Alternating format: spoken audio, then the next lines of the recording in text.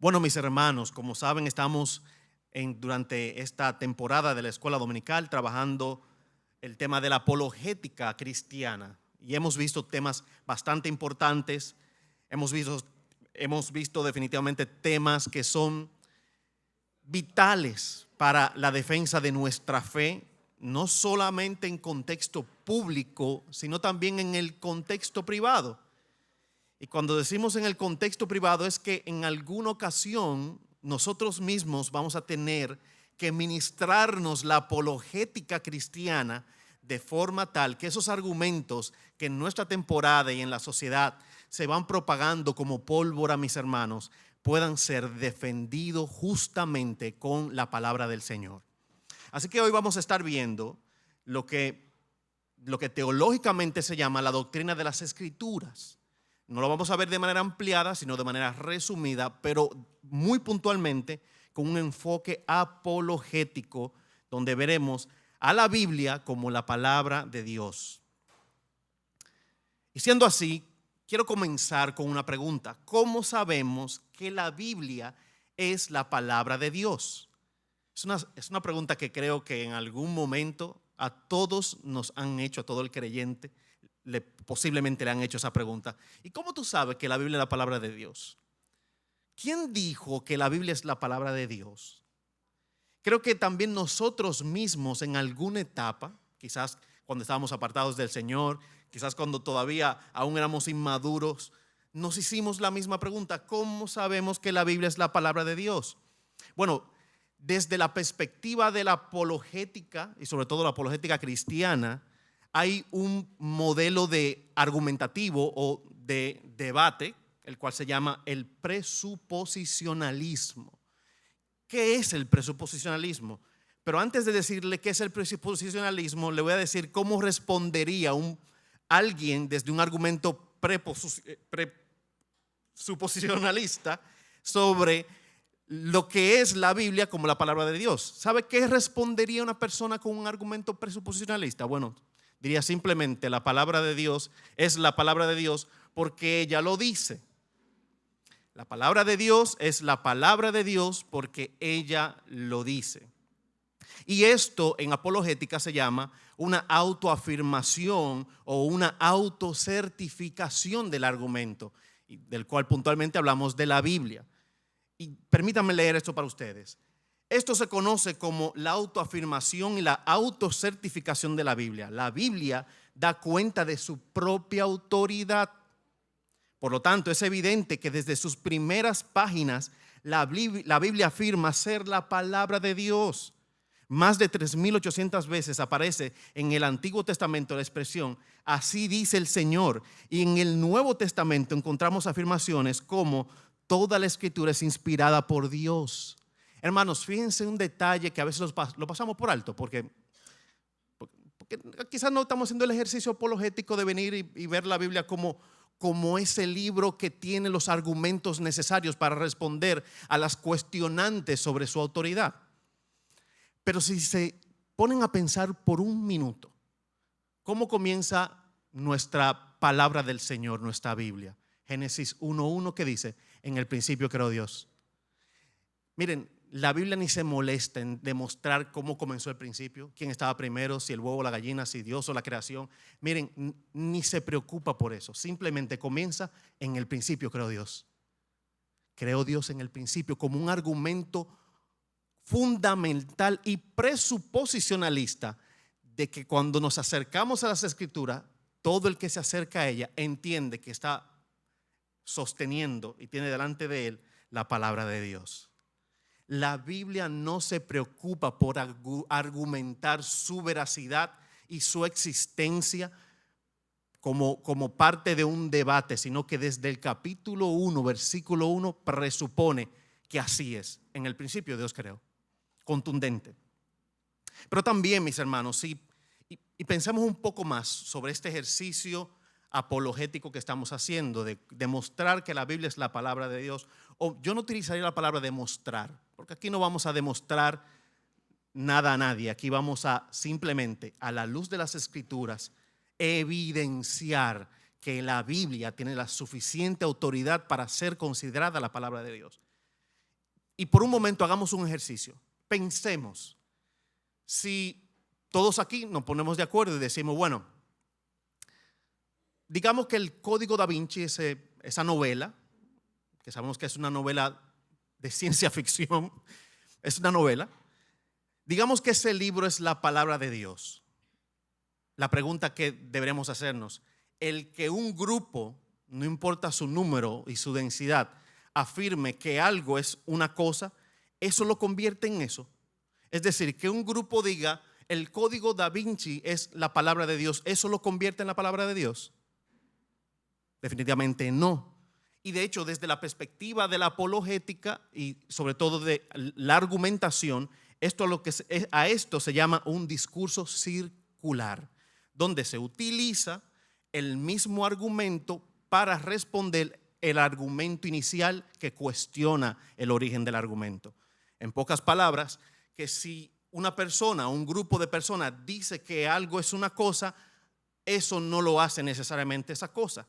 Sin embargo, cuando hablamos de la palabra de Dios, y fíjense lo siguiente, tenemos que verlo desde la perspectiva no solamente de la técnica del argumento, si es circular, lineal o cualquier otro modelo, sino tenemos que verlo también desde la perspectiva de sobre qué estamos debatiendo. Estamos debatiendo sobre la autoridad manuscrita de un libro el cual nosotros consideramos que es la palabra de Dios. Y en el ejercicio apologético de discutir o argumentar o defender la autoridad de la Biblia, se puede utilizar sin problema alguno los argumentos circulares. Es decir, mis hermanos, que si alguien le pregunta, ¿por qué la Biblia es la palabra de Dios? Bueno, un argumento circular es, bueno, ella lo dice. La Biblia dice que es la palabra de Dios. Pero, ¿y cómo creo realmente que lo que dice allí es verdad y es la palabra de Dios? Un argumento circular, bueno, porque ella da evidencia de que ella es la palabra de Dios. Y quizás el otro ejercicio es, ok, pero ¿y cómo estoy seguro de eso? ¿Cómo estoy convencido de que la Biblia es la palabra de Dios? Bueno, porque ella es lo suficientemente confiable de demostrar que ella es la palabra de Dios. Entonces, hermanos, desde la perspectiva de la apologética hay dos grandes principios y son los que vamos a utilizar en la mañana de hoy para este desarrollo del tema. El primero fue el que acabamos de ver, el presuposicionalismo, y básicamente el presuposicionalismo viene con una idea preconcebida. Nos acercamos y de hecho es muy orgánico, es muy natural. Difícilmente usted responda cualquier cuestionamiento en su vida desde un punto de vista totalmente neutral. La mayoría de veces y casi siempre nosotros vamos a responder basado en contenido de información previo que tenemos. Es decir, y hay un famoso, no es un chiste, pero yo diría una anécdota, que una joven se casó y cuando se casó, su primera comida para su esposo fue un pollo horneado. Y ese pollo horneado tenía la característica que no tenía las alas ni los muslos, solamente era como dicen el cajón. Cuando el esposo lo ve dice, ¿qué es esto? Es un pollo horneado, pero le faltan cosas. No, eso se cocina así. ¿Tú estás segura? Sí, así me enseñaron. ¿Quién te enseñó? Mi mamá. Preguntémosle a tu mamá. Doña, el pollo horneado que su hija hace, ¿por qué lo hace sin alas y sin muslo? Porque así me enseñaron. Pero ¿cómo que así le enseñaron? ¿Y quién le enseñó? Mi mamá. Preguntémosle a tu abuela. Doña, ¿por qué el pollo horneado que hacen su hija y su nieta le faltan las alas y los muslos y solamente es el caparazón, como dicen? Bueno, porque en mi tiempo no habían ollas suficientemente grandes y se ponía así en el horno para que cupiera mejor.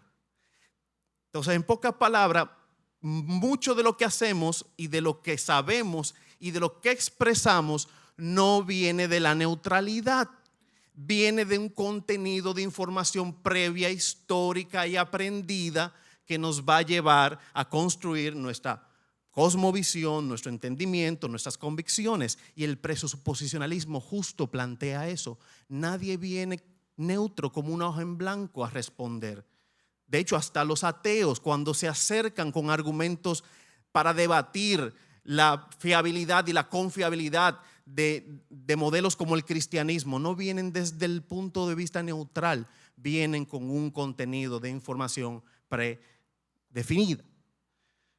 Y luego está el evidencialismo que es el próximo modelo de argumentación apologética que plantea el punto de vista de las evidencias. Y justo como acabamos de ver aquí, en el argumento de evidencias pudiéramos caer en escenarios de preguntas un poco circulares, donde el mismo argumento responde a la pregunta.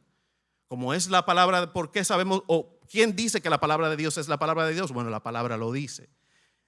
En el caso y puntualmente de la Biblia como escenario de debate, es válido, así que llévense eso anotado, guárdenlo. Es válido responder con un argumento circular. ¿Por qué? Porque estamos hablando desde la perspectiva del libro más importante de la historia humana y su autoridad está autenticada por el mismo libro. Es decir, la Biblia autentica la veracidad de la Biblia desde la perspectiva de autoridad y de validez.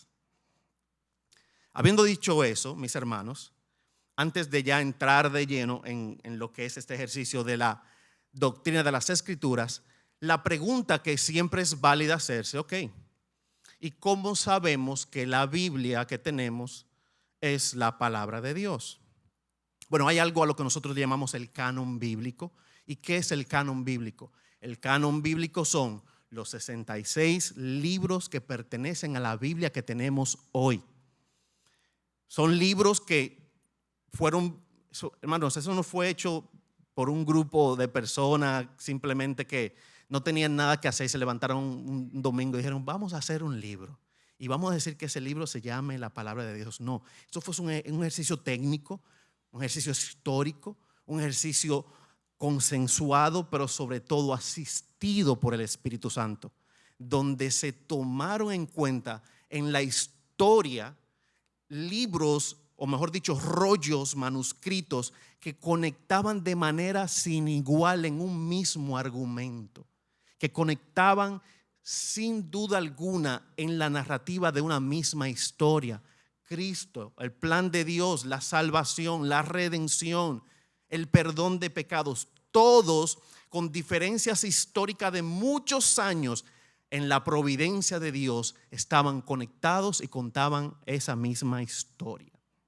De hecho, fíjense que dice una de las declaraciones de fe, como la de Bethel Health Seminary en Estados Unidos, dice: creemos que la Biblia, que consiste en los 66 libros del Antiguo y del Nuevo Testamento, es la palabra infalible de Dios, verbalmente inspirada por Dios y sin errores en sus manuscritos originales. Es decir, que estamos totalmente convencidos desde el cristianismo y desde nuestra confesión de fe de que los 66 libros Antiguo Testamentarios y Nuevo Testamentarios son la palabra de Dios y que no hay errores alguno en ellos, sobre todo en sus manuscritos originales. Y habiendo dicho esto, ¿qué vamos a ver a la luz de este ejercicio de la defensa de la fe apologética y sobre todo el estudio de las Escrituras? Vamos a ver 4 cosas. En primer lugar, la inerrancia de las Escrituras. En segundo lugar, su estilo literario. En tercer lugar, la evidencia histórica. Y en cuarto y último lugar, la evidencia de los manuscritos preservados. Hermanos, con estos 4 argumentos tenemos suficiente contenido para que como creyentes nosotros podamos defender y justificar la autoridad de las Escrituras y que ella es la palabra de Dios. Amén. En primer lugar, la inerrancia de las Escrituras. La Biblia en sus manuscritos originales, y vamos a ver por qué es importante siempre hablar de manuscritos originales, es completamente confiable y sin errores en todo lo que afirma, ya sea doctrinal, histórico o moral. Su coherencia interna, a pesar de múltiples errores y siglos de composición, respaldan convicciones de que ella es la palabra inspirada de Dios. Y cuando pongo la palabra múltiples errores, ¿saben por qué la pongo? Perdón, múltiples autores. Pero ¿saben por qué consideramos también errores? Porque en los argumentos, sobre todo en los escenarios académicos de debate sobre la confiabilidad de las escrituras, hay un argumento que siempre sale. Miren, eso se lo podemos sin problema esperar, es como la cédula, no la sabemos. El argumento que siempre sale en los debates académicos es: háblame de las variantes textuales. ¿Por qué decimos que la Biblia es inerrante si existen variantes textuales? Ahora bien, ¿qué son las variantes textuales, mis amados hermanos? Ustedes saben que hay manuscritos originales y que los manuscritos originales fueron escritos en español. No, en sus idiomas originales, hebreo y griego. Pero en especial en el griego, la manera en cómo el griego a nivel de su composición está diseñado, usted va a encontrar letras como la P, que no se escribe como la P en español, sino como algo que todos conocemos bastante bien. 3.14, ¿qué es? Pi. Entonces ese famoso 3.14 pi, cuando usted va al alfabeto griego, usted va a ver que la letra P es ese símbolo del famoso pi. La delta, por ejemplo, un triángulo. Y asimismo hay una característica particular en el idioma original del griego, donde históricamente en los manuscritos y pasado el tiempo pudieran y se tienen ya identificada incluso la cantidad de variantes textuales en los idiomas originales, y cada variante textual pudiera estar muy relacionada a un tema de desgaste del manuscrito por su antigüedad, a un tema incluso de que con el tiempo esa tinta puede ir perdiendo lo que es la legibilidad. Así que en ese sentido, estas variantes identificadas y claramente señaladas y que se pueden mencionar en todo el contexto de las escrituras, son variantes que no afecten en ningún sentido la inspiración de la escritura, el contenido lógico y teológico del documento, y mucho menos la conexión que tiene cada texto de las escrituras con las escrituras en sentido general. Cada conexión lógica y argumentativa de las escrituras están conectadas íntimamente. Y estas famosas variantes que en algún debate con algún académico o en algún contexto universitario, yo recuerdo un profesor en la universidad que justo me hizo esa pregunta: ¿cómo tú sabes que la Biblia es la palabra de Dios si ella está llena de errores? Entonces es importante, mis hermanos, que a la luz de la defensa de nuestra fe podamos tener, y no tenemos que ser académicos, no tenemos que ser teólogos, pero sí tenemos que tener visibilidad de estos argumentos que nos van a ayudar a defender nuestra fe adecuadamente. Entonces, en un ejercicio de pregunta de debate, puede pasar lo siguiente: que le pregunte: ¿cómo puedes afirmar la inerrancia de la inerrancia si existen variantes textuales en estos manuscritos bíblicos? Y la respuesta apologética debería ser: la mayoría de estas variantes son menores, tal como acabamos de explicar, como diferencias ortográficas y orden de palabra. Y ojo, fíjense lo importante aquí: en el ejercicio del copista, y el copista es esta persona que hizo el ejercicio de traducción del idioma original, del griego, del hebreo, de ese documento original a otros idiomas para luego hacer el ejercicio de traducción más extendida. Este copista que hizo ese ejercicio, primero, no es una persona que se levantó después de haber dormido 5 horas y 2 trabajos. No. Son personas que se han entrenado para esto. Y se lo digo para que entiendan la rigurosidad que tienen estos procesos. Y esta persona se encarga de identificar esos aspectos donde el texto, el manuscrito original pudiera tener algún desgaste y conectar lógicamente ese proceso. De hecho, nuestra Biblia, la que usamos aquí en nuestra iglesia, la Nueva Traducción de las Américas, si se dan cuenta cuando la lean y la tengan a mano, fíjense que en algunos textos le va a salir una letra como en cursiva, mientras que todo está en molde. Va a encontrar algunos textos en cursivos. Esos textos escritos en cursiva significa que el copista en la traducción del manuscrito original tuvo que corregir algún tema de una letra, algún tema de algo que no se veía claramente, algún conector lógico que se necesitaba, y lo trajo para que el texto tenga mucho más claridad para nosotros. Así que en ese sentido, la respuesta apologética a ese argumento de las posibles múltiples, como dicen, los múltiples errores que pueden encontrar en el manuscrito, en los manuscritos originales, no son múltiples errores, son variantes textuales, están identificadas y no son otra cosa que procesos normales de desgaste de lo que es el papel, la tinta, y que en el tiempo se ha logrado rescatar por completamente la idea y traerla de forma que no altere su sentido original y el espíritu del autor. Segundo punto, importante para considerar, el estilo literario.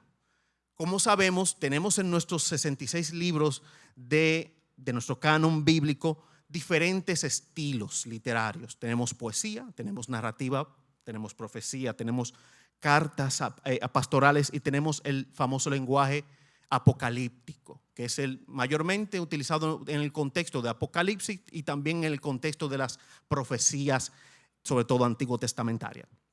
Y en ese sentido, esta diversidad, hermano, no es tampoco otro elemento que pueda ser utilizado para eliminar la autoridad de las Escrituras, eliminar la eficiencia de las Escrituras y su poder para ser considerado como la palabra de Dios, sino que todo lo contrario. Vemos a través de esta diversidad de literatura y de estilo literario, vemos profundidad teológica, vemos también suficiente profundidad incluso intelectual, desde la perspectiva que aquellos que estaban trabajando con estos manuscritos eran personas que se habían dedicado a hacer algo bien, algo con profundidad, algo completo y sustancioso. Así que hay un posible argumento de debate que lo traje aquí para que siempre para que lo tengamos como un punto de referencia de preguntas que pudieran hacernos sobre la autoridad de las Escrituras. Y es la pregunta de debate que dice: ¿no podría ser que la diversidad literaria sea simplemente evidencia de múltiples autores humanos y no de inspiración divina? Fíjense que aquí, en este argumento sobre la diversidad de literatura y de estilos y de autores, ¿qué quieren tratar de quizás simplificar o eliminar desde la perspectiva de las Escrituras? Su autoridad divina. ¿Y cómo puede estar Dios entre tantos autores? ¿Cómo puede estar Dios ahí simplemente hablando? ¿Cómo? ¿Cuál es el sentido lógico? Miren la posible respuesta apologética a este argumento. Aunque múltiples autores contribuyeron la consistencia teológica y la armonía entre los libros escritos en contextos y siglos distintos, sugieren un control providencial, la unidad del mensaje central, salvación en Cristo, la naturaleza, el carácter de Dios revelado, apuntando a la inspiración divina más que a un esfuerzo puramente humano. Hermanos, cuando venimos a las Escrituras y vemos cómo ellas, sin lugar a duda, cuenta una sola historia de Dios salvando pecadores en su gracia por medio de Cristo, hermanos, eso es para que nosotros simplemente no tengamos más que preguntar de que si ella es la palabra de Dios. Hombres en diferentes épocas, tiempos, con diferencia contextual, con diferencia histórica significativa, pudieron escribir, inspirado por el Espíritu Santo, un mensaje que conecta claramente con la historia que Dios quiere revelar y su plan de redención. Eso es para decir amén. Eso es para decir amén, mis hermanos. Dios es tan bueno y tan poderoso, mis hermanos, que a nivel de un detalle tan práctico como que su palabra cuente una misma historia, ahí vemos su autoría. Ahí lo vemos ahí detrás de ese plan perfecto de que hoy tengamos una Biblia, que podamos venir confiadamente delante de ella y saber que ella es la palabra de Dios. En tercer lugar, su evidencia histórica. Y de hecho, voy un paso atrás. Escuché de un apologista, del doctor David Jones, que decía: a mí me encanta la Biblia porque no parece un cuento de hadas, no parece una historia romántica, sino que parece y es un documento donde vamos a ver personas reales, historias reales, cosas reales, algo que no es una historia que me están contando, sino es algo que puedo venir a ella y cuando lo vea pienso que lo estoy viviendo. Y esa es la parte también de la literatura, de ver cómo esa combinación en diferentes estilos literarios también tiene un impacto en la interpretación misma. No estamos delante de simplemente una historia, estamos delante de la narración de eventos históricos, y es justo hacia donde vamos cuando hablamos de la evidencia histórica de las Escrituras. De hecho, descubrimientos arqueológicos como los rollos del Mar Muerto, inscripciones de gobernantes bíblicos, personajes de la historia, Nerón, muchos otros emperadores romanos, personas, figuras que históricamente son comprobables fuera del contexto de las Escrituras por historiadores de la época, le dan veracidad y autenticidad al argumento histórico de la Biblia.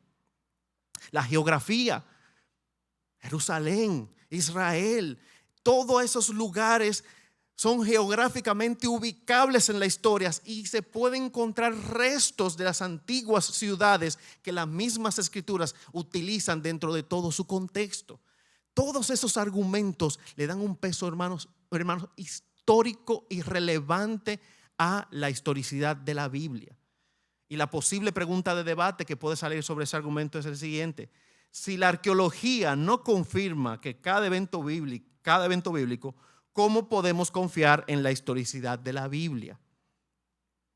Bueno, la posible respuesta podría ser la siguiente: la arqueología no pretende comprobar cada evento sobrenatural, pero verifica lugares, personas, contextos mencionados en las Escrituras.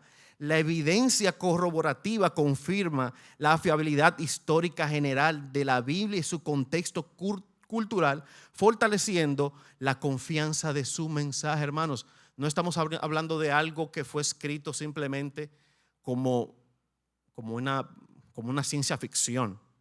No, hablamos de eventos, lugares y cosas históricas que son comprobables y que pueden ser validadas fuera del contexto de las Escrituras.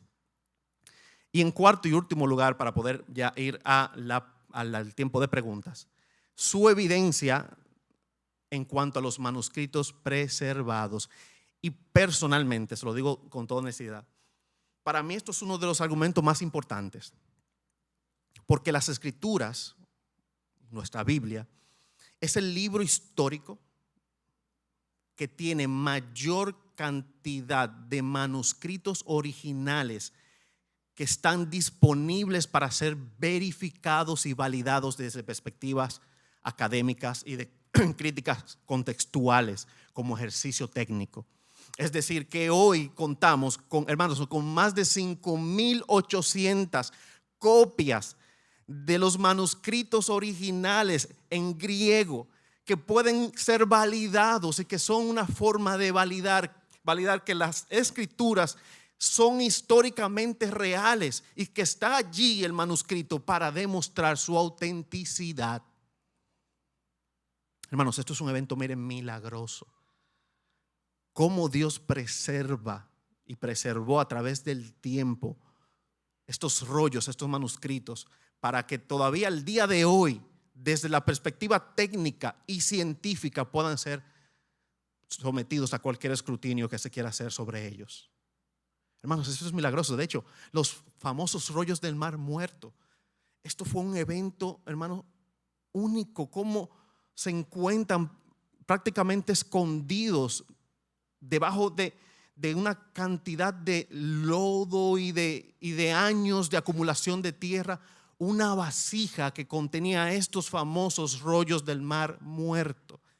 Y se encuentran en estado que son totalmente utilizables y hoy se pueden tener como otro argumento más de la autoridad de Dios sobre las Escrituras y la preservación de la misma. Hermanos, eso es para decir amén. Eso es para decir amén. Esto no es simplemente académico, hermanos. Esto no es simplemente un debate para demostrar quién tiene la razón. Es que estamos hablando de la palabra de Dios. Estamos hablando del texto que hoy nosotros utilizamos como la guía de nuestras vidas y que transforma a las personas, y todo el que se acerca a ella creyendo que es la palabra de Dios no queda igual. No queda igual.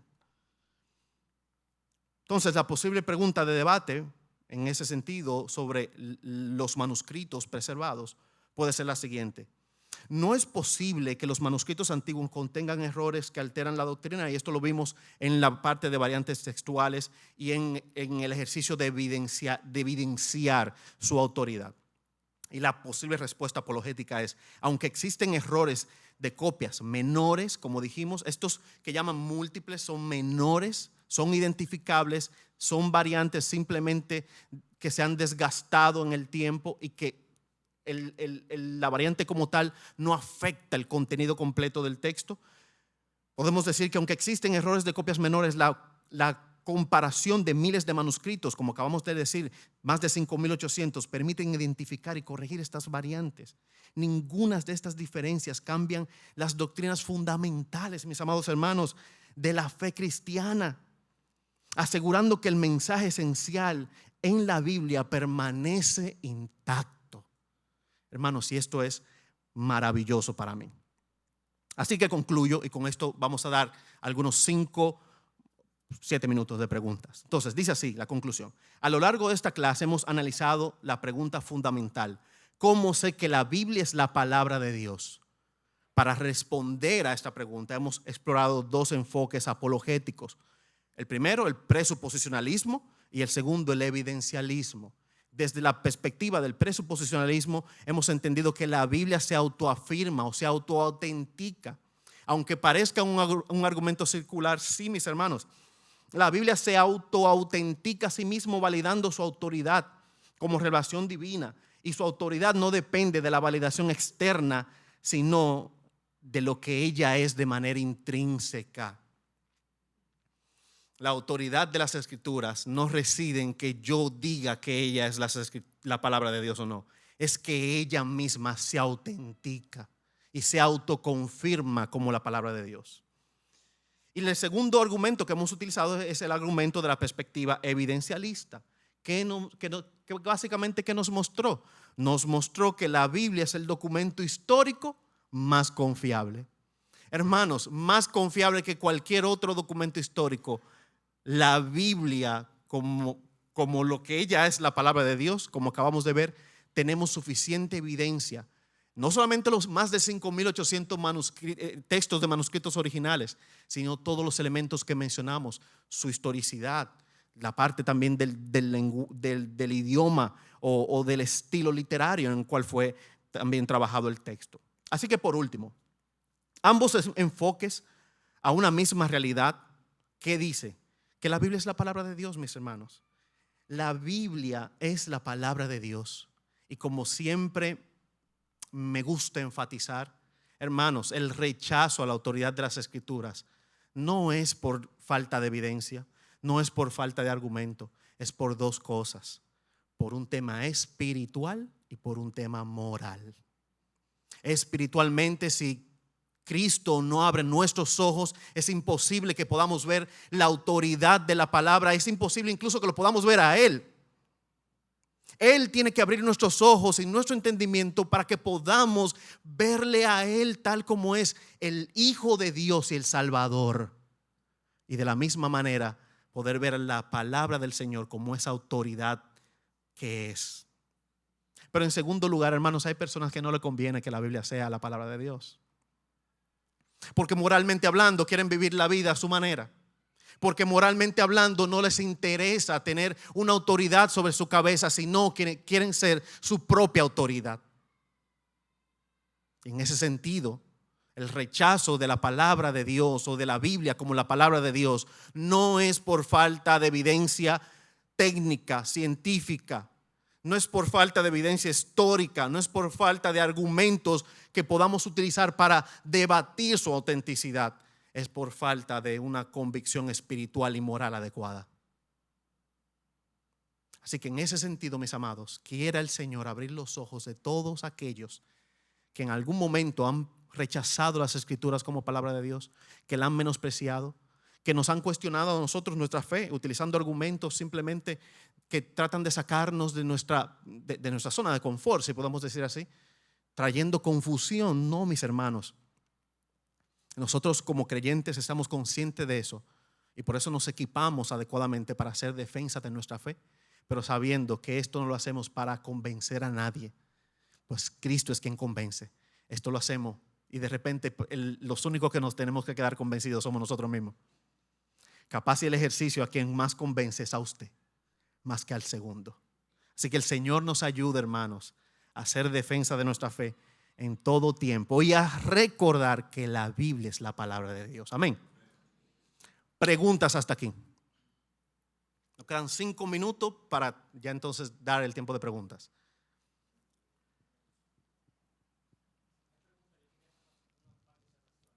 El pastor Johnny tiene algo que comentar.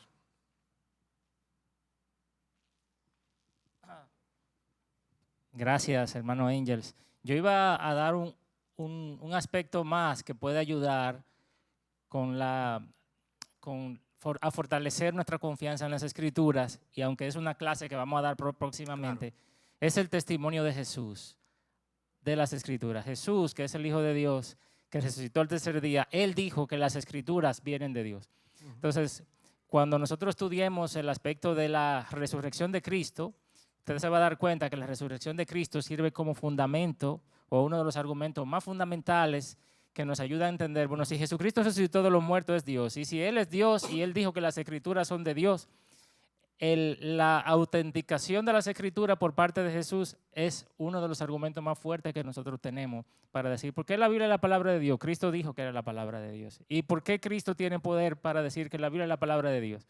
Porque Él es el Hijo de Dios. ¿Y cómo lo sabemos? Porque resucitó al tercer día entre los muertos, ¿verdad? Entonces, ese es uno de los argumentos. La otra cosa que, aunque tú no usaste el término, es la unidad de la Biblia. Angel lo mencionó, pero no usó el término unidad. La unidad de la Biblia es uno de los argumentos más fuertes. ¿Qué quiere decir la unidad de la Biblia? Que siendo más de 40 autores en más de 1500 años, todos están unidos en un tema y no se contradice el uno contra el otro. Entonces, un fuerte argumento, en lugar de ser un mal argumento o en lugar de decir que la Biblia no es inspirada, la unidad que tiene hacia adentro ella misma, la unidad de tema, dice que ella fue inspirada por Dios porque hubo autores que nunca se conocieron ni siquiera entre ellos. Sin embargo, nunca se contradicen Así es. uno y otro. Amén. Gracias, pastor.